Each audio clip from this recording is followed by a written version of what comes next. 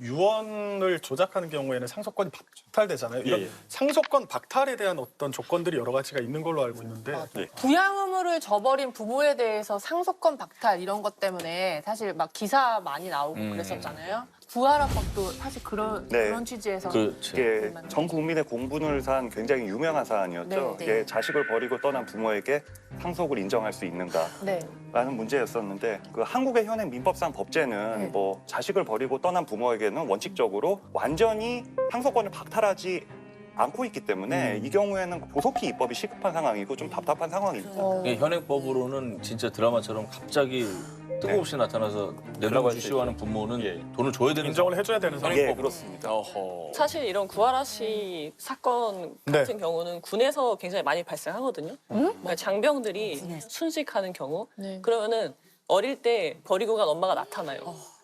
순직을 하게 되면 어떻게 그 소식을 듣고 나타나셔서 결국 그 돈을 받아가는 일이 사실 군에서는 굉장히 많이 있었거든요. 과거에도. 어이가 없네. 근데 부모가 살아있는 경우에는 뭐 현재 현행법상 네, 어쩔 수 없이 네. 그 부모가 이제 권리가 있으니까 상속이 이루어지게 되는 거죠. 근데 이와 관련해서는 또 사실은 소방공무원이 예. 순직한 그 사건이 있었잖아요.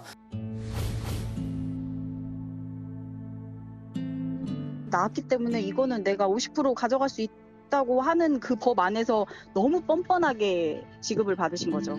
소방공무원이 순직을 하셨는데 32년 만에 부양 의무를 다하지 않은 친모가 갑자기 나타나서 유족급여를 신청해서 1억 가까운 돈을 받아가고 그다음에 매달 91만 원씩의 유족연금을 받게 된 거예요. 그래서 이런 부분에 대해서 문제를 이제 유족들이 제기를 해서 공무원 관련해서는 공무원연금법 법에서, 등에서 네. 개정이 돼서요. 예, 공무원에 한해서는 이제는 부양 의무를 다하지 않은 부모에 대해서는 이런 급여 같은 걸 제한할 수 있도록 되어 있습니다. 네, 그렇게 공무원에 한해서는. 네, 일단은 그렇고요. 그리고 이제 이 사건 관련해서 가만히 있을 수 없잖아요, 우리 유족들이. 그러니까. 이제 그 친모를 상대로 해서 과거 양육비 청구 소송을 했습니다. 그래서 그 공무원의 그 자매인 언니가 있었는데요. 그때 당시에 그 자매가 2살, 5살이었대요. 근데 아버지가 노점상을 하면서 두 자매를 훌륭하게 키우신 그런 사건이었거든요. 근데 법원에서 인정된 과거 양육비는 두 사람 합쳐서 7,700만 원 정도밖에 되지 너무 않았습니다. 웬일이야. 네. 그래도 그거라도 초해내게 했네요. 예, 그거를 초해냈고요. 그다음 매달 받을 수 있는 그 연금도 제한되게 제한되고. 되었어요. 아, 너무 잘했다. 잘했다. 잘 되고.